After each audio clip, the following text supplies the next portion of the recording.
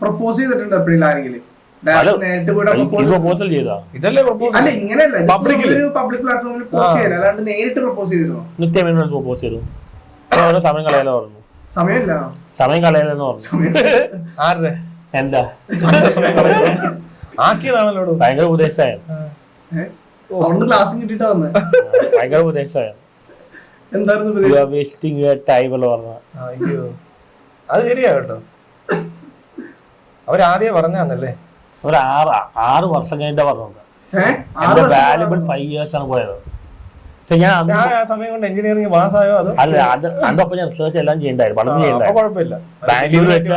ബാംഗ്ലൂർ വെച്ച് പ്രണയം ഉണ്ടായിരുന്നു, റിസർച്ചും ഉണ്ടായിരുന്നു, എല്ലാം ഉണ്ടായിരുന്നു. എല്ലാം ഉണ്ടാവും. ഞാൻ ബാംഗ്ലൂരാണ് പഠിച്ചത്. ബാംഗ്ലൂർ പോയല്ലോ ഇവിടെ തേടി. പോയെന്നേ. ബാംഗ്ലൂർ പോയി, ട്രിവാൻഡ്രം പോയി. ആണ് കളക്ടർ അല്ലേ പറഞ്ഞേ?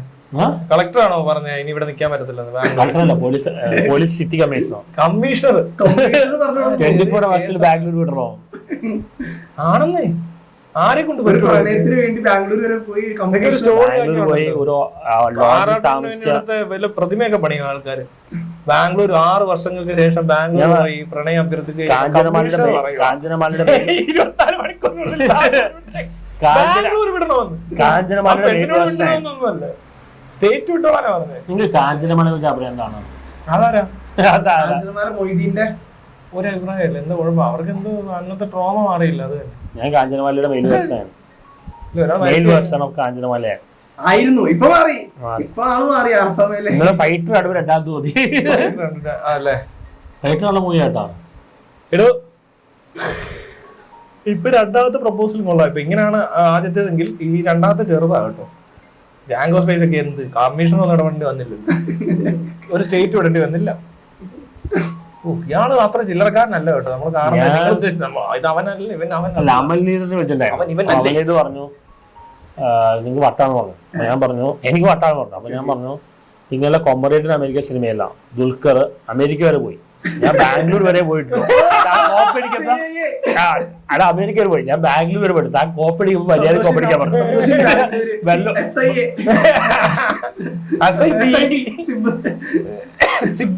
അങ്ങനെ അമൽനീരായിട്ട് ഉടക്കി. അമൽനീർ നിങ്ങളെ കൊണ്ടുപോയി അല്ലെങ്കിൽ തന്നെ പോയി അഡ്മിറ്റ് ആവാൻ പറഞ്ഞു. ആരും അമൽനീരുന്നോ? എന്നിട്ട് ഞാൻ ബേസിലേക്ക് പോസിറ്റീവ് കൊടുത്തു. കാരണം റിവ്യൂ ഫയലാക്കിയില്ല. റിവ്യൂ നമുക്ക് അങ്ങനെ ഇല്ലല്ലേ? ഒബ്ജക്റ്റീവ് ആണ്.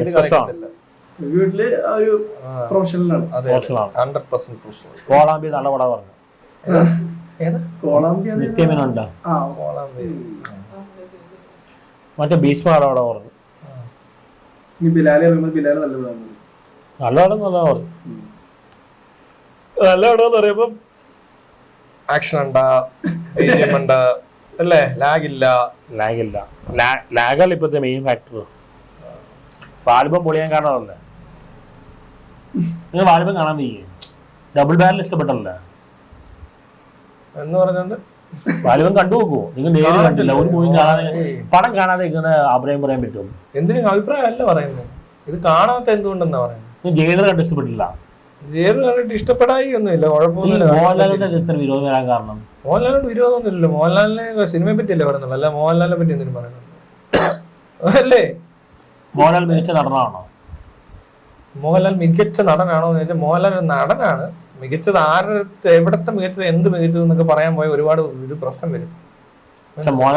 മലയാളത്തിൽ മികച്ചതാണോ അതോ തിരുവനന്തപുരം മികച്ചതാണോ? ബാക്കിയുള്ള ആക്ടേഴ്സ് എല്ലാം മെത്തേഡ് ആക്ടേഴ്സ് ആണ്. Method acting. ഈ മമ്മൂട്ടി ആയാലും കമലഹാസൻ ആയാലും ഫഹദ് ഫാസിൽ ആയാലും ഹോളിവുഡിലാണ്. ലാലേട്ടൻ സ്പോണ്ടേനിയസ് ആക്ടറാണ്. ഹാങ് ഓവറിലാണ് നടനാണ്. ഹാങ് ഓവർ ഇല്ല, എങ്ങനെ ഉണ്ടാവാനാ? പുള്ളിക്ക് ഹാങ് ഓവർ ഇല്ല. ആ സമയത്ത് മാത്രം കഥാപാത്രം അങ്ങനെ വരാൻ പറ്റില്ല.